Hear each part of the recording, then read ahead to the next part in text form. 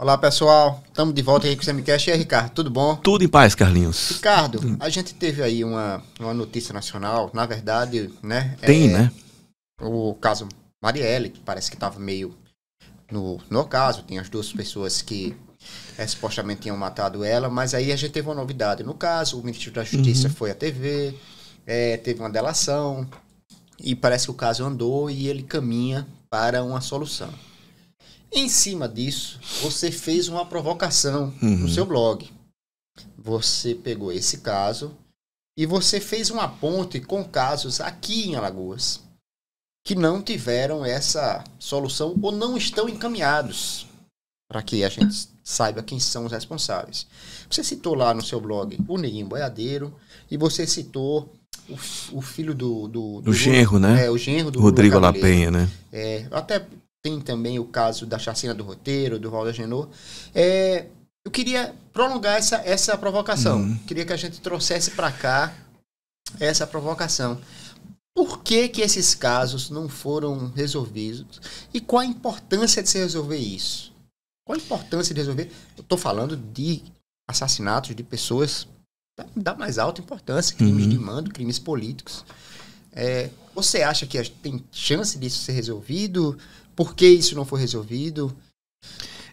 Carlinhos, veja só, é uma questão que eu acho fundamental, porque é muito emblemático, né, para o estado de Alagoas, a história dos crimes de pistolagem.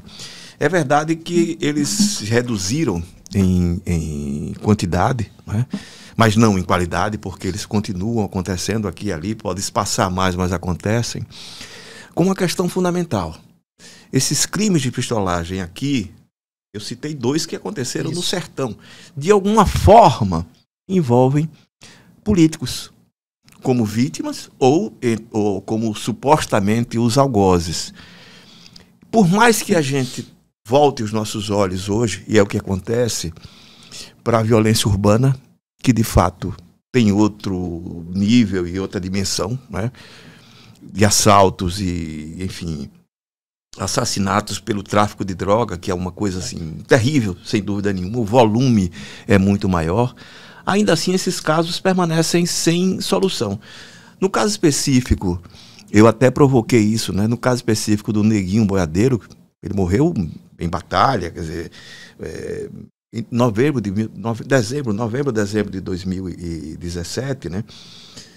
E ali, ao meio-dia, 1h da tarde, em plena luz do dia, portanto, no meio da rua, nas proximidades da Câmara de Vereadores, ele era vereador, né, em batalha, vereador de oposição, ele foi assassinado e eu acompanhei aquele inquérito, era o delegado Cícero Lima, que ele foi caminhando, quando chegou ali nos mandantes, ele parou. E disse que não conseguia avançar, eu algumas vezes indaguei, disse, não, mas é complicado porque tem quebra de sigilo telefônico, de situar onde estava cada um dos suspeitos na história, e fato concreto não avançou. Eu acho que seria uma questão de honra para o governador Paulo Dantas que aquele caso fosse apurado.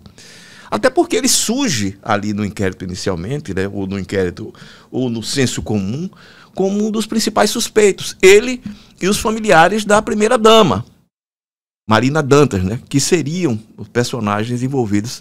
Não sei se são, nada ficou comprovado, mas eu acho que para ele, até como questão de honra, repito, seria fundamental que aquilo fosse apurado, para que não restasse qualquer dúvida sobre o governador de Alagoas ou dos familiares do seu entorno.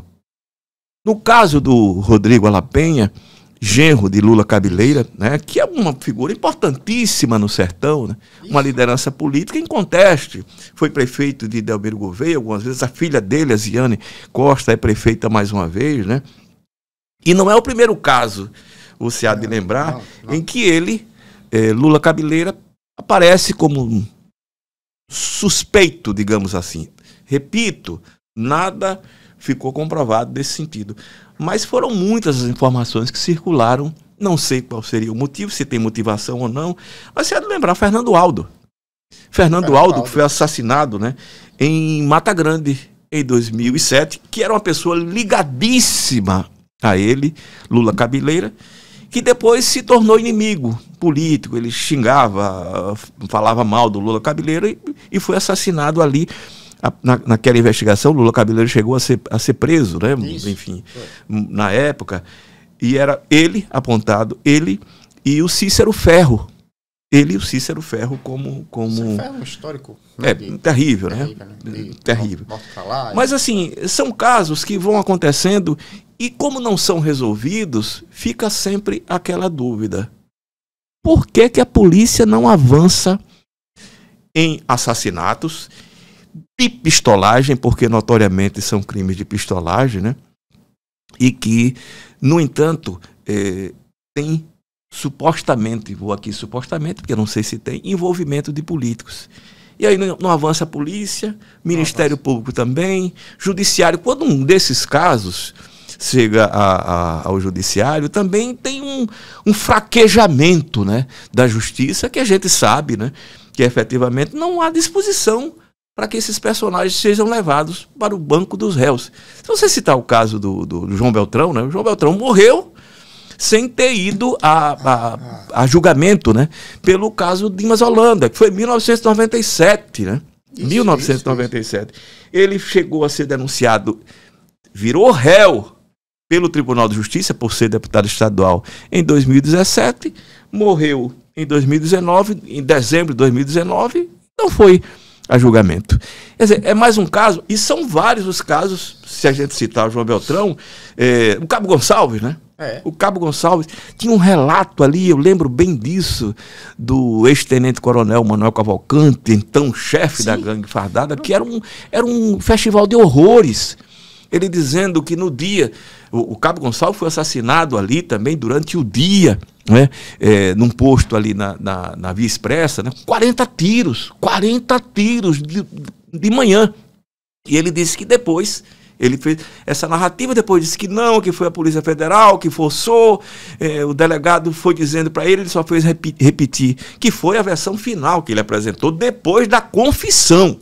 Teve a CPI, em detalhe, né? teve, depois da confissão, pois é, mas assim, foram vários momentos. E o que acontece naquele dia, ele disse que tinha um trio elétrico, né?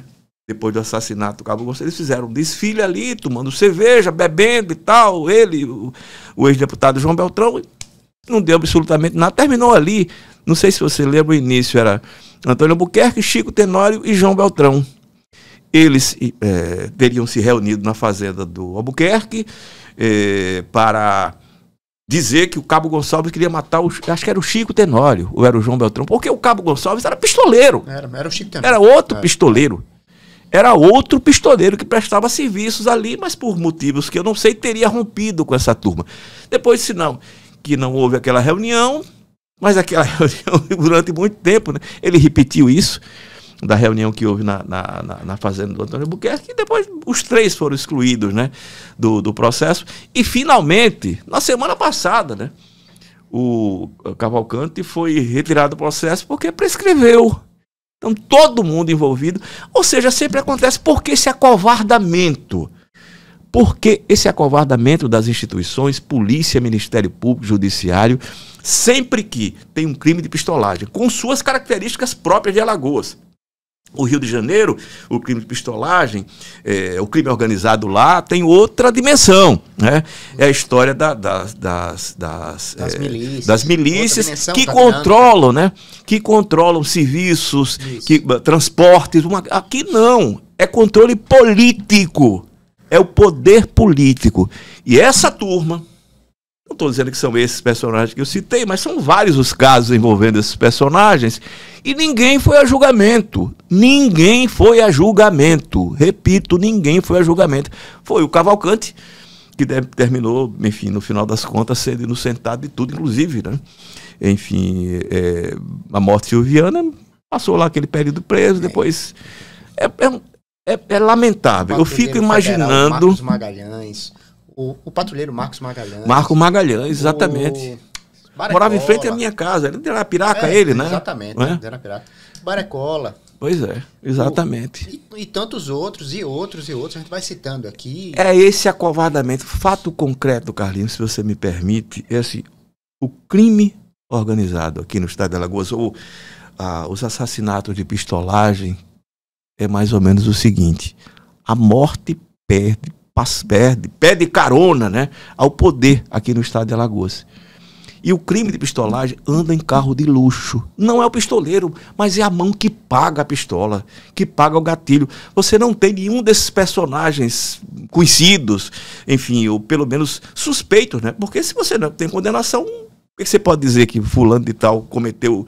Elísio Maia morreu, enfim, virgem, né? Isso. De condenação por assassinato. Será que não cometeu? Zé Miguel também. Eu estou falando, são personagens que são conhecidos e que efetivamente, se praticaram ou não crimes, a gente não vai saber, pelo menos na versão oficial.